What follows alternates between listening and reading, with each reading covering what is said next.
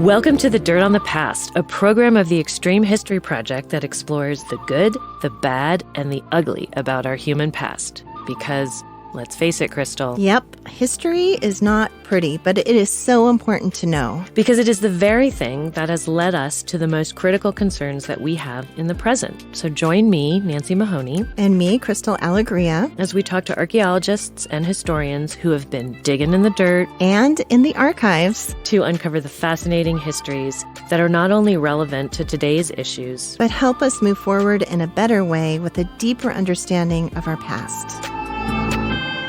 Hi, everyone, and welcome to this week's edition of the show. I'm Nancy. And I'm Crystal. And we're co-hosts of The Dirt on the Past. This week, we are at the KGLT studios speaking via Zoom with Kerri Maher about her new novel, All You Have to Do Is Call. We are so excited to talk with Kerri, but first, Crystal, I want to check in about your last week or so. How have you been? It's been good. It's been a good week. You and I were together at the Montana History Conference, which happened in Helena, Montana last week and weekend. And we had a wonderful time and heard all sorts of amazing history presentations from a lot of our colleagues and friends about some wonderful research that they're doing. So we had a great few days. Yeah, a lot of nice topics, mostly regional, local, kind of to the area, but it's always fun to see what new things are coming out and to see people in person. Plus, there were some amazing keynote speakers. We got to hear from Elizabeth Fenn, who did an amazing sort of overview, I think, of the new book that she's working on that's about Sacagawea and really looking super closely at what it would have been like when she was abducted and actually originally taken away from the Shoshone people to live among the Hidatsa, where she met Lewis and Clark. So we get a bit of backstory. So that was super exciting. But we also had some other wonderful speakers. And then you were part of a presentation. Yeah. Tell everyone a little bit about that. Yeah, we were in a session on preservation, historic preservation, and it was myself and Sarah Rosenberg, who's the City of Bozeman Historic Preservation Planner. She's been on our podcast before. Right. You could go back and listen to her podcast. But her and I did a presentation on the importance of including the history of marginalized communities in architectural surveys, which is kind of when you're documenting historic residences and buildings in a town. And so we've been working on a project with the City of Bozeman to do an architectural survey of the north side of Bozeman, which is kind of more the working class part of Bozeman. And we've been documenting the houses where historic Black community, where Bozeman's historic Black community lived. And so we talked about that project. Right. We did a presentation on that project. And Sarah kind of talked about why we're doing that and the importance of doing that, and then how that looks moving forward in the future. We were also in a session with a gentleman whose name was Carol Van West, and he did kind of a retrospective on how we've been doing this architectural survey or these surveys of these historic properties through Montana since from the 1980s. And then ours kind of talked about more present architectural surveys and how those have changed and what we're doing now. So it was really a fun presentation. Yeah, a lot of historic preservation along with the history. And I think what's so great about that is that's active, that's on the ground, and a lot of that information gets back out into the community and in terms of walking tours or other signage or information to homeowners.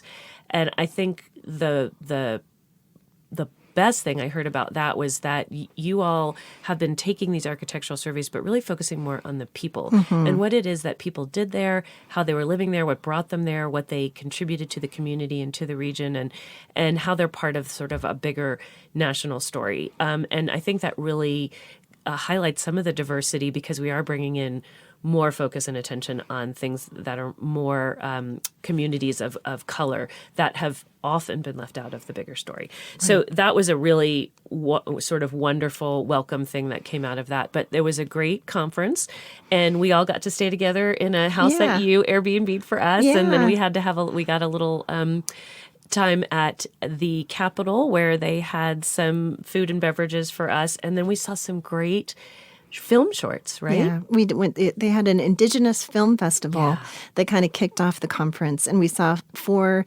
Indigenous films, which were filmed by Indigenous people, and all the crews were Indigenous, and so those were amazing to watch that first night. Each of the films was about 15 minutes long or so, and so that was really a great amazing one. film work and really powerful stories. Those were great, and I encourage people to catch those if they can somewhere else. And this whole conference will be online soon at the Montana Historical Society's website. They'll have all the presentations on their YouTube page, so just go there and you'll find it in probably a week or two. They'll have we'll get everything on them up. if it's not there. Yeah. So, Crystal, I think we're going to get back to our guest, Kerri, and I am going to go ahead and, Kerri, start off by telling our listeners a little bit about you. Kerri Maher is the USA Today bestselling author of The Paris Bookseller, The Girl in White Gloves, and The Kennedy Debutante. Under the name Kerri Majors, she also authored This Is Not a Writing Manual, Notes for the Young Writer in the Real World. Kerri holds an MFA from Columbia University and lives with her daughter and dog in a leafy suburb west of Boston, Massachusetts. Well, we're so glad to have you here today. Kerri, welcome. We are excited to talk about your new novel, which is called All You Have to Do Is Call. And it was released on September 19th of this year, 2023. And this book really honors the heroines of the Jane Collective, who provided safe, clandestine health services in the pre-Roe v. Wade era, kind of that early 1970s. So, Kerri, can you give us a quick overview of the book? Yeah, so it is loosely based on the women of the Jane Collective, which means that my characters are not the real women of Jane. They are entirely fictional characters, which I always like to flag for readers who have followed me from previous novels.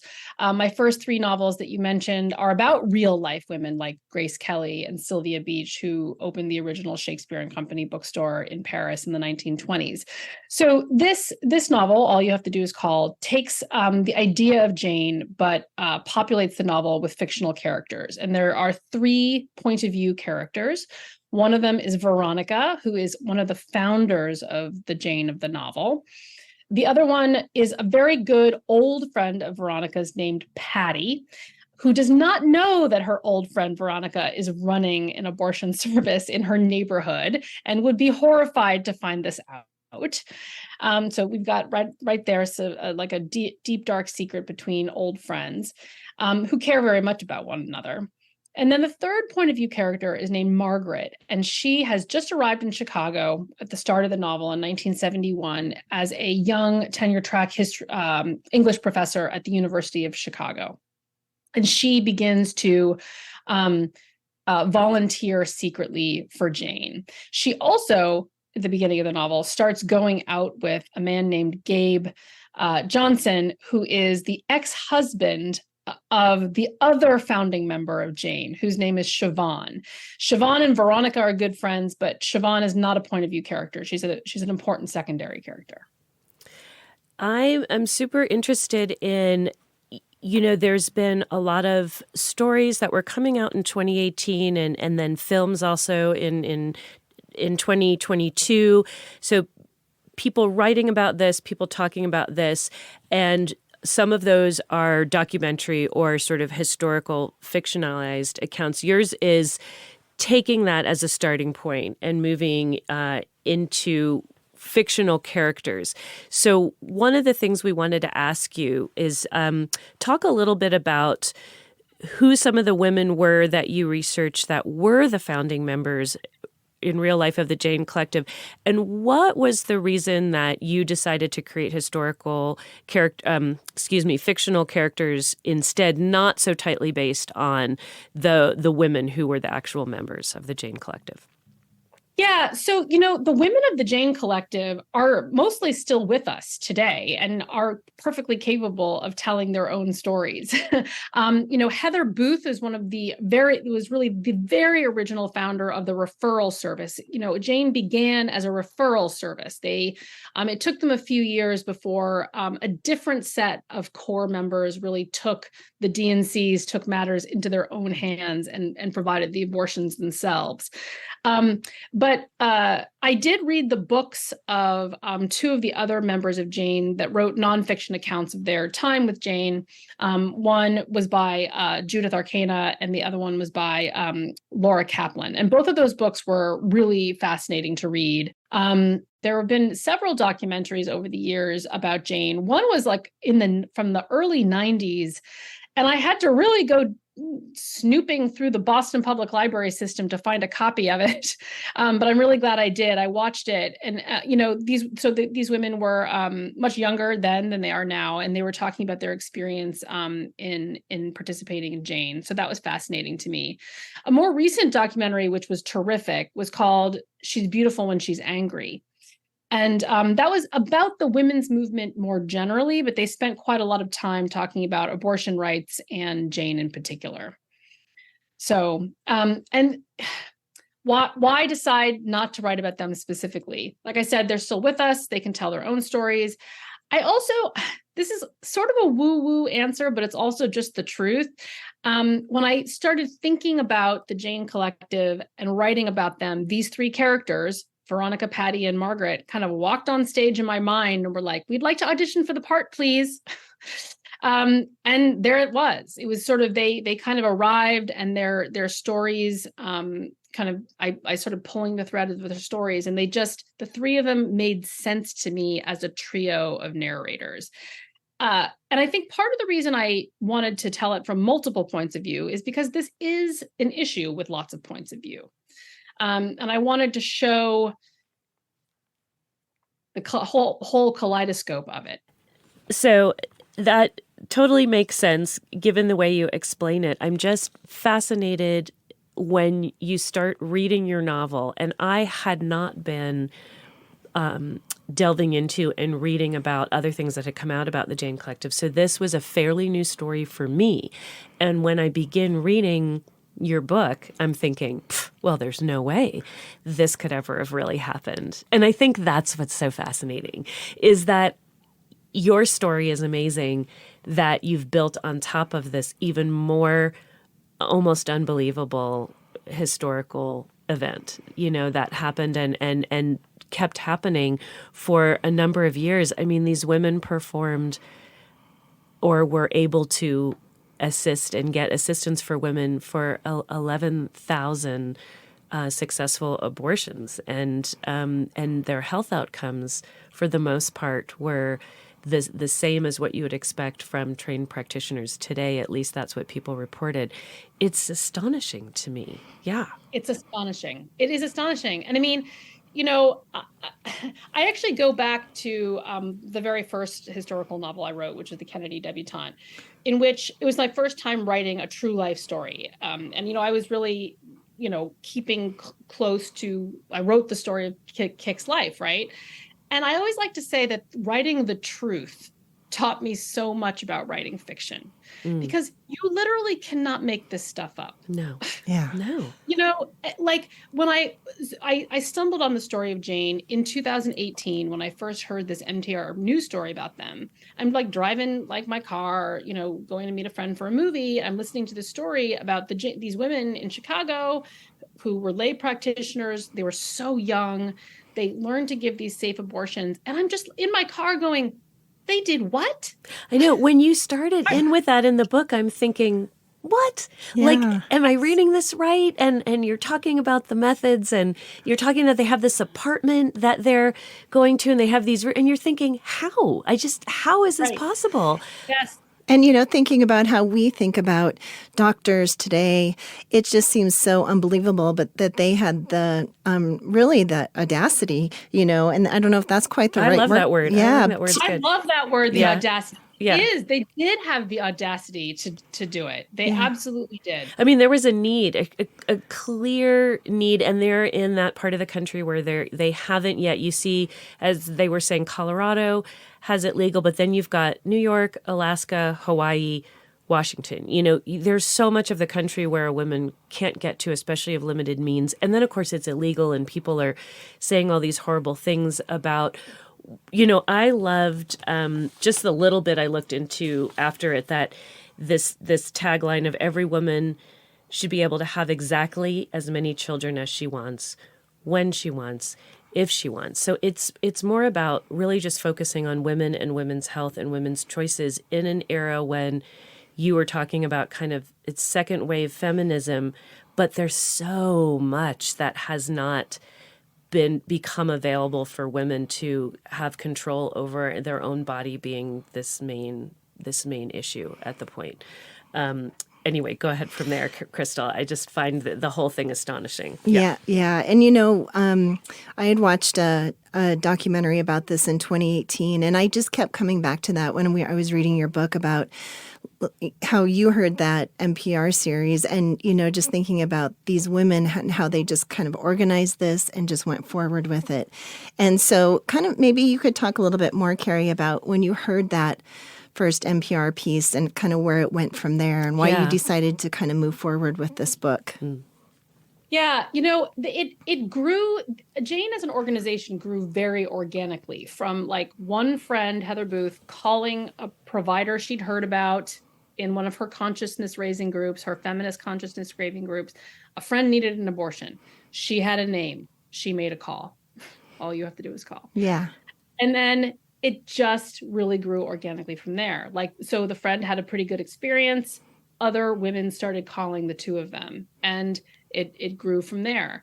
And for a long time, they were just a referral service. And then they slowly got more and more involved in the process. There was a sort of core group of women who were holding the hands, doing the driving, and then eventually coming into the room where it happened. And that was a big deal, right? Because I think a lot of folks felt, why was this always going into a male space and the woman was going in alone? And we all know how that feels. I mean, I think a lot of us know when we have the choice, we choose a female gynecologist, OBGYN, there's that uncomfortableness and just forcing themselves into the room. It seems that started to really change then how involved they got in the actual procedures and doing more for women than just getting them there and back. Yeah.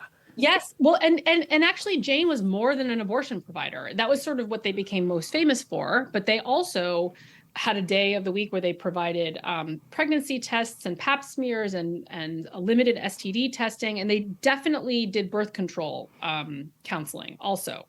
In many ways, they were like a proto-Planned Parenthood. Yes. And birth control was, that was difficult at this time to get if you weren't married? Yes. This varied by the state. Okay. Mm-hmm. It was legal. Technically legal on the books for any woman to get birth control, even if she wasn't married at this point. It became legal for even unmarried women to get birth control in the late 60s. But it was not easy to get. And a very early scene with Margaret, to your point about choosing a female OBGYN, she goes to see a male OBGYN to try and get on the pill. And I won't say anything more about that. But that scene kind of throws that historical moment into relief. A pelvic exam is not your best time, in the best of times. Right. Not a lot of fun. That could be a kind of misogynist exercise, is like just makes it 10 times worse. Mm-hmm. Right. Yeah. I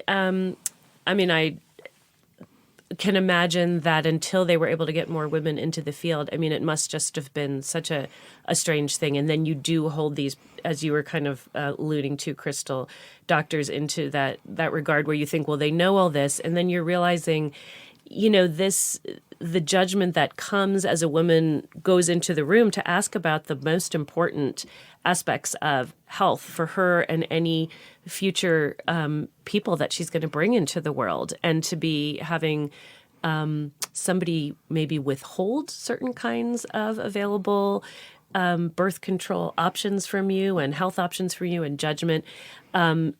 Clearly, it's like when you hear about it, but the bravery of these young women, and it seems like more that people took advantage of the services or had someone they knew wanted to get involved. And you show in the book that for a lot of people, this idea of ending a pregnancy willfully seems abhorrent completely until you understand somebody that you know who has a particular circumstance. And, in one case, they mentioned the very first case, it was someone's sister who was suicidal because she had a pregnancy that she couldn't keep or didn't want to keep. And it's astonishing to me. I mean, looking at the whole woman. And I think this is what your book is doing. You're trying to create these portraits of these women who were not the Jane Collective women, but who easily could have been involved in these ways, and understanding how they could come to this work, Yes. Something I'm realizing, which is another answer to the rest of the answer to an earlier question you asked, why fictionalize these women? Mm-hmm. It was partly because I wanted my characters to be a little bit older than the actual women were. These, again, were college and just out of college age women. And some of them were getting married and having children of their own. But I really wanted my characters to be right around 30. And Veronica and Patty already have children. Veronica, who's one of the founders and one of the providers, has a 7-year-old daughter and is pregnant with a second. Patty has 3 children. And so it was important to me to explore that tension between having children and wanting children, and also being a provider of abortions, right? And I really wanted to show that these things coexisted for them. In Veronica's mind, there was no tension between her being an abortion provider and having children and wanting children. And I no spoilers, right? Because this is something that gets discussed and it's a theme of the book. And so I'm not going to go too much into it, but I really wanted to explore it. And that's another reason why I wanted to make these characters fictional. So before we move on, Kerri, just wanted to ask, so that tension that you want to explore there, which I think is a very interesting one, because we don't want to put women into 2 categories of those who have children and those who have abortions, and so did you talk to women who have, did you talk to any of the Jane women, or did you talk to any other women who have been in a place where abortions are being provided, or that kind of healthcare and health services for women, and they themselves also have their own children, I don't need you to reveal anything or get personal, but to what degree did having conversations with other women help you inform those characters, specifically Veronica and Patty? It's interesting, as a woman who I was born in 1975, you're sort of living this your whole life anyway. Yes. So yes, obviously I did. I try to do as much of my due diligence talking to women as I possibly could. And one of the things that really emerged for me in the research was how differently the women of Jane and just the population as a whole talked about abortion and abortion rights in the early 70s than the way we talk about them now. Mm-hmm. And I talk about this a little bit in my author's note, but I just thought, well, because in the early 70s, it was just more matter of fact. There was like a clear division. Either you wanted the child and you called it a baby from the moment of conception, or you didn't and you did something about it. And there was Jane was, their real name, which you spelled it out earlier, the Abortion Referral Service of Women's Liberation. Mm. They really took that seriously. Mm-hmm. They were like, this is not the worst day of your life. This is the day that you take control of your own destiny. You have control of your body. You have control of when you have children. You can have children later. This abortion is going to be fine. It's not going to sterilize you. You can have children later. This is a choice you get to make, and you're making it today. And this was really something to celebrate. In my lifetime, that got lost. And I can only, having lived the life I lived, I was raised Catholic. Hello. So was I. Yeah. Gotcha. Yeah. Yep. I can only really point to the self-styled pro-life movement. People can't see me, but I'm putting rabbit ears around the term pro-life, who changed the language around how we talk about abortion so that even pro-choice liberals, would just use the word abortion in hushed tones. Mm-hmm, mm-hmm. That it was something to be ashamed of. Oh, lots of shame. Yeah. Lots of shame. And it wasn't always that way. Mm. It was not always that way. And it doesn't have to be that way in the future. Yeah, and I love that when you wrote about that in the book and the way that you wrote about the language, the way that you wrote the language into this historical novel, because you could do that in that way. And you used words like liberation and freedom and all those words that were bandied about quite a bit in the 1970s, which we don't use those words at all anymore. It was more about empowering women, as you're Yeah. saying, taking control over their lives in this. It was just all part and parcel of a woman's decision about her being in the world. And it is part of that. And I think people who are not members of this sex and gender and or not even related to those of us have so much to say about it. But then we also know the hypocrisy that occurs. And we know firsthand that so many people have had politicians and other members of the community bring mistresses, daughters, all sorts of people to have an abortion, though then they speak publicly about how shameful and illegal it should be if it isn't already at that time. Yeah. Yeah. And I do see, I mean, just to insert a note of hope here, the language is changing again. I think that those of us, who are pro-abortion and rights and reproductive justice, right? Like the language is changing again. We're not going back to the language of women's lib and all that, because that all seems sort of antiquated and not inclusive enough anymore appropriately. Now, this is a much bigger umbrella that abortion rights is under now, right? It's really under the umbrella of reproductive health care for all, which includes women who choose to have their children. Right. Bringing them into a system that is going to help raise them. Yeah. Yes. And that was another part of the book that I really enjoyed, is that you brought that in about childcare and child rearing and how in the early 1970s that was basically non-existent for women, and these women in your book struggle with that quite a bit. Maybe you could speak to that, Kerri, a little bit. Yeah, well, this is something that it was always in the book, but I leaned into this theme a little harder after Dobbs. I was in a revision phase in the summer of 2022 when Dobbs came down and Roe was overturned. So yes, right? Like these women are helping each other.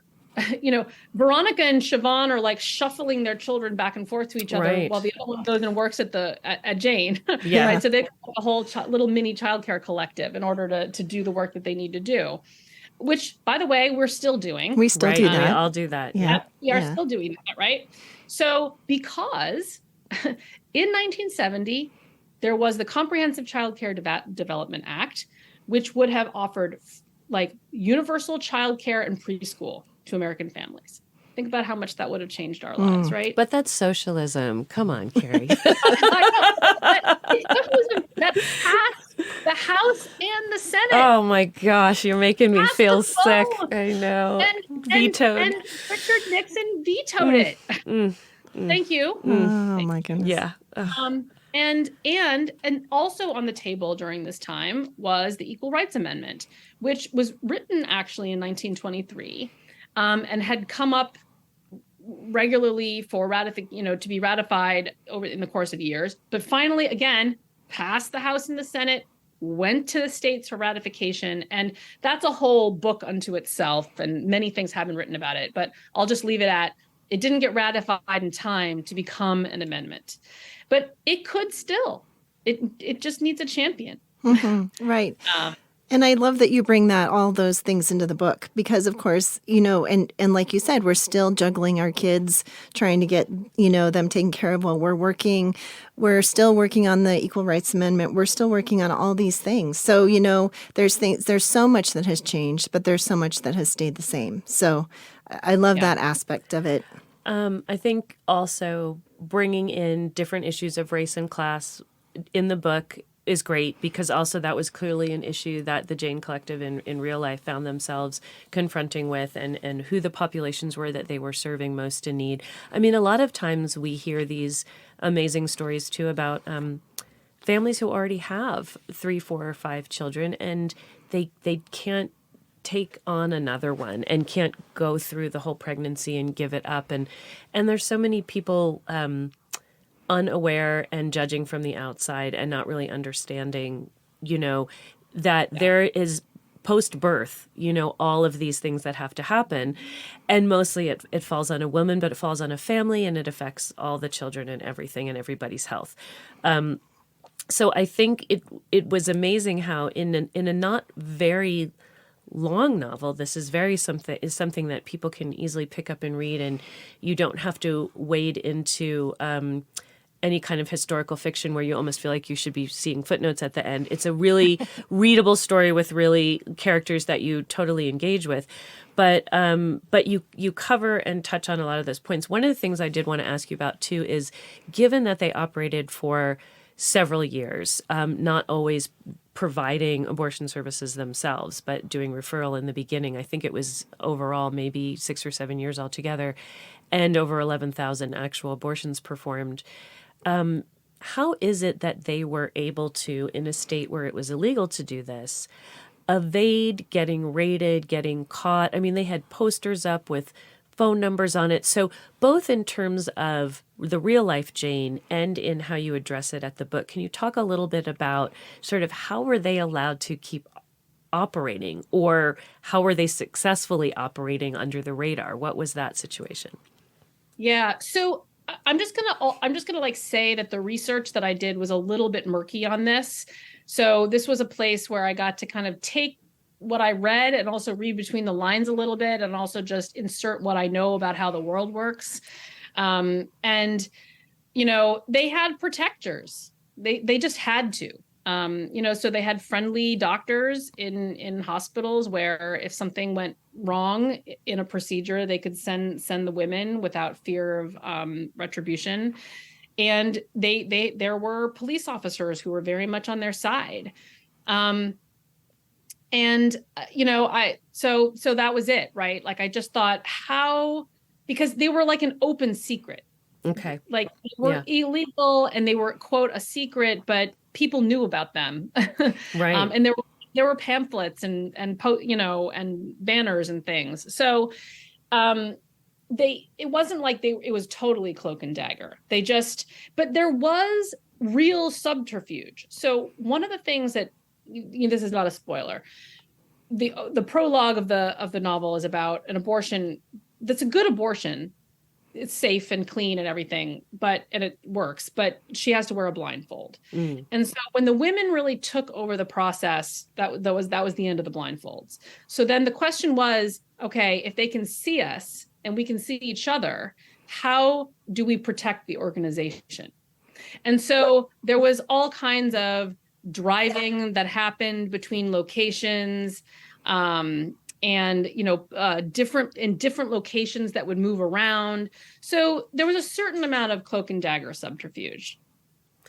So not completely like being like spies, but they were able to, and I feel like given what you're saying, you seem to capture that well in the book, where you could just throw enough few things in there. But actually for me, that part was so welcoming to read about, that not to have to go in all covered up and feeling so ashamed and not seeing it. It just adds to that level of tension and stress that I'm sure is not healthy for a woman, and just feels so scary overall. It's empowering. I mean, it was really about empowering women. And so to do something that was so disempowering was just antithetical to everything that they were doing. Oh, yeah. And, I loved also the part, and this was in real life too, both in your novel and in real life, is when they would take these women in, there would be people who were making them coffee and making them food and serving them chili or stew after the fact, and giving them comfort in blankets and in, these people's houses. Follow-up calls and things. It reminded me of, I had midwives for both my births, and I loved the care I got from my midwives. I was terrified of hospitals and needles, so that was why I went that route. No bravery there, but it ended up being such a great experience. But it reminded me to a large degree of that whole history, just of birthing that way, We're going to take a quick station break and then just get on with the questions. Okay. You are listening to The Dirt on the Past with co-hosts Crystal Alegria and Nancy Mahoney on KGVM Bozeman, or wherever you find your podcasts.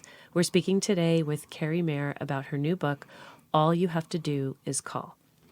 So, Kerri, this book is very timely, and and you talked a little bit about this. The women that you talked to back in the 1970s, or that were doing this in the 1970s, you use some of that oral history research or talking to the people actually in the place. You also did a little bit more research as well, I know. And so in listening to some of your other podcasts that you've been on, you talked a little bit about some of the sources that you looked at and that you referred to, some secondary sources, but also some primary. So can you just talk about, your process in writing this and kind of looking back and what you looked at to better understand this time period and these women and the Jane Collective itself? Yeah. So, I've talked a little bit about the reading that I did. So Judith Arcana's book and Laura Kaplan's book were obviously important for me to read. Some other books about kind of the history of abortion in the United States and how it worked at this specific moment, which was actually really hard to dig up accurately. Essentially, pre-Roe, it's a lot like it is now. It was up to the states. There was no federal law on abortion. And so there were some states where it was more or less easy to get. It was basically illegal everywhere. There were some states where you could get a therapeutic abortion, and Illinois was one of those.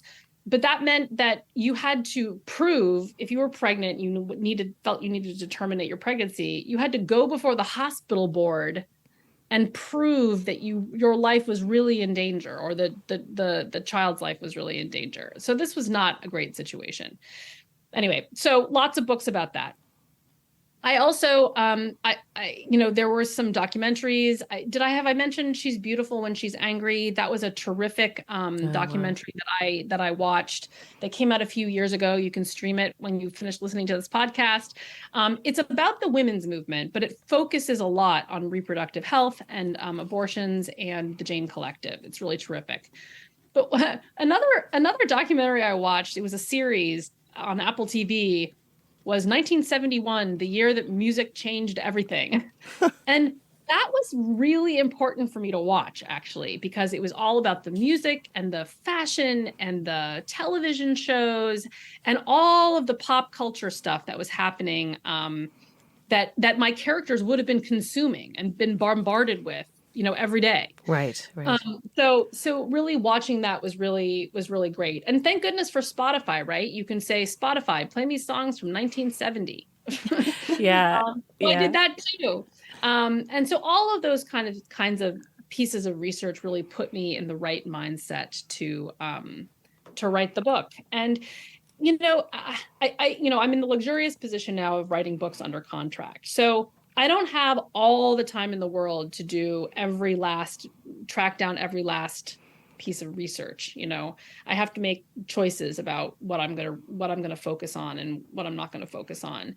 And in this book also, because I was writing about fictional women, there was a little bit less homework to do because I was making up their lives. I wasn't beholden to any specific events in the characters' lives. And given that there are documentaries out there and other things written, I think this is a welcome addition to understanding that time and that issue. For me, being born in 1968, it was fascinating because all I could think of was my mother. And I was sort of the daughter of one of those women like Veronica and Siobhan, a little younger. But my mom has passed, and it's bums me out so much because I would love to be able to have those kinds of open conversations you could have now with all that perspective, things that growing up Catholic in our community you couldn't really have, but things I am sure she talked about with her close women friends and all sorts of things because my mom made choices and then she didn't just keep having children. I mean, I know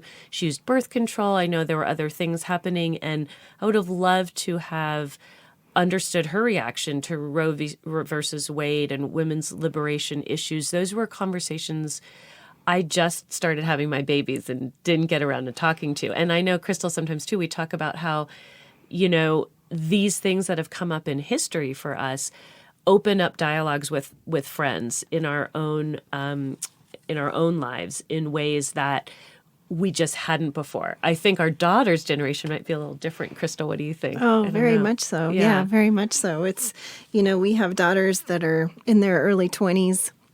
Well, 19 and 20, 21. Yeah. And so, so it's interesting to talk with them now about what they're going through with Dobbs and some of the thoughts that they have about this, and kind of thinking back to when Nancy and I were young, and you were born in 1975. I was born in 1971, 1968. So that we're really kind of around that time period. So thinking about our lives, and you really represented, our mother's generation really well. And so I started having a few conversations with my mother about this too. So it's really interesting. It makes you kind of hearken back. Definitely. My parents were very much fact checkers in this book. Really? They were like, Yay. I mean, my parents always liked my early drafts. That's It's really, great. Yeah. Very lucky. And so like I really invited that with this draft, with this book. I was like, you need to tell me if there's something that doesn't ring true for you. And they did. They were like, I think the very early drafts of this book didn't, I push a lot of the social foment of the 70s to the background because there's so much I needed to push forward, right? But, we've got Vietnam War protests. Right, right. I mean, there was so much going on. Civil rights protests. I mean, so I kind of allude to some of this. But I think my parents kind of helped me understand like what it really felt like to be living through a lot of that unrest. So I tried to communicate the unrest without really like taking us to a protest, right? Right.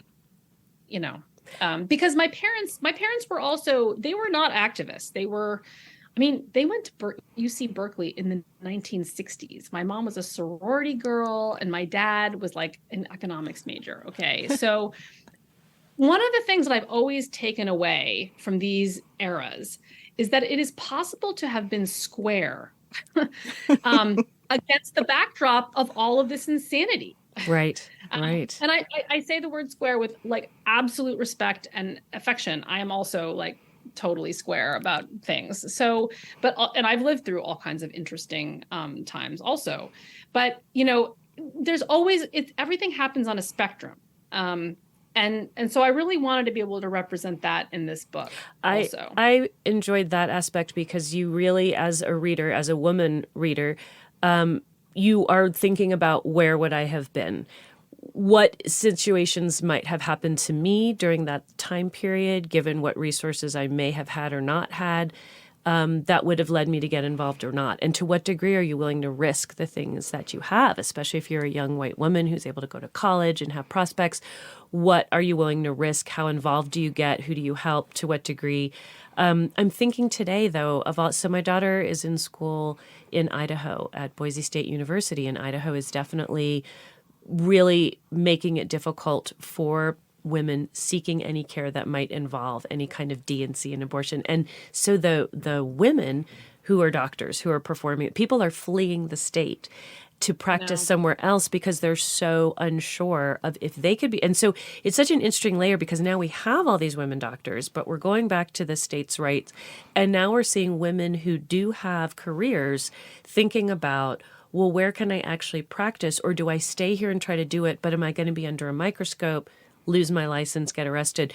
It's putting them in that same hot seat of, right, what do you do? I mean, one of the reasons I really wanted to write this story about the Jane Collective is that it is a provider story.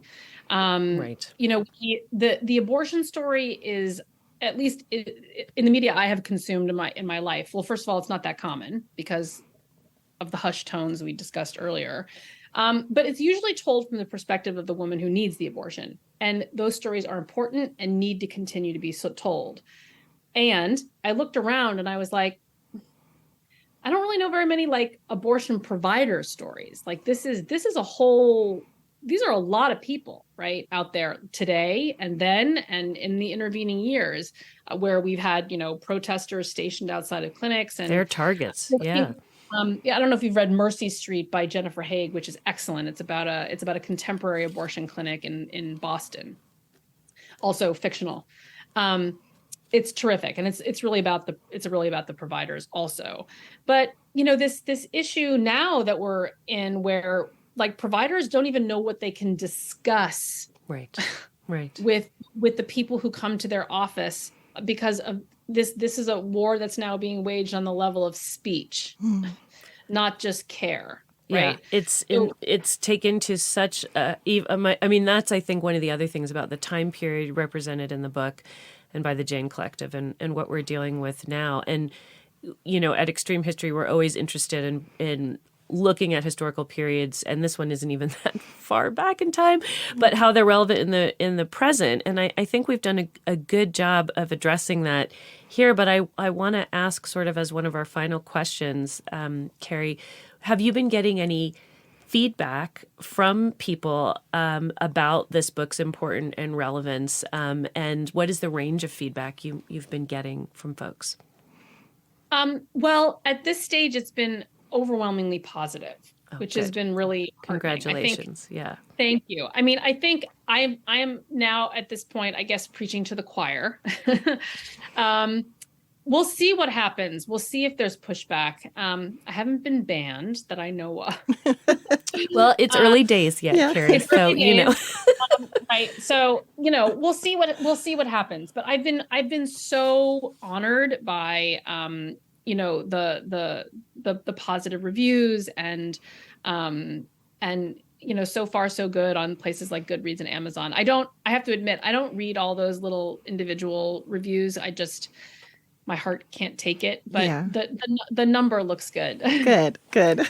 That's good to hear. I know this is always a difficult subject. I feel like it's difficult for me too, because women can become polarized, when really we should all be supporting each other in everything we can do to be the women as individuals we want to be, and in charge of our own lives and bodies. And I think that's the part. So I'm heartened to hear, at least for now, that you're riding on a nice crest of a wave that is spreading good intellectual, hopefully, discussion and positivity about what we can learn from this. So this has been such a wonderful conversation, and we would probably take up a lot more of your time, but we know we have to go and you have to go. So just briefly tell people where they can find your book. All you have to do is call. It is everywhere books are sold and borrowed. Libraries, it's on ebook, hardback. It's also an audiobook. I want to put in a plug for the audiobook. I requested my reader, Lauren Allman, because she also read the Paris Bookseller and hit it out of the park. Yay. So I was like, I want her again. And she also hit this out of the park. So if you are an audiobook person like I am, you can absolutely, check an audiobook out of your local library, or you can use your Libro FM or Audible subscription to get the book that way. Ebooks, all of it. The paperback will probably be out in about a year. But yeah, everywhere you can get books. And you can find me I'm most active on Instagram, and I also recently started my own Substack newsletter, where I write sort of behind the scenes essays of the historical fiction writing life. So if fantastic. Find me on Substack. My Substack is called Sandcastles. Okay, great. And what's your Instagram handle, Kerri? It's at Kerri Maher Writer. So Wonderful. KerriMahar Writer, all one word. Oh, wonderful, wonderful. Well, I highly encourage everybody to listen to this book, read this book, get this book. It's so good, and it really gives you a sense of that time and really gives you a sense of where we're headed in the future, of course, as well. So thank you so much, Kerri, for taking the time to sit down with us today. Yeah, your characters are so engaging, and we're so, just aside from the whole topic that we've been discussing, it's a lovely book to read. It's a story, and then it's just shockingly founded on something true, which just makes it all that more interesting. Thank you so much for having me. It was really a pleasure talking to you today. Oh, such a pleasure. And thanks again to you and to all our listeners out there for joining us today. If you love this podcast, please tell a friend and make sure to subscribe so it shows up in your podcast feed each week, and leave a review on Apple Podcasts or on Spotify. Thanks so much for listening today, and we hope you can join us again to find out more about The Dirt on the Past. And a big thank you to our editors, Drake Pennell and Sierra Thomas. Thanks to Lawson Alegria for mixing the music, and to Steve Durbin at KGVM, and John Chadwell for helping us get the podcast out in the world.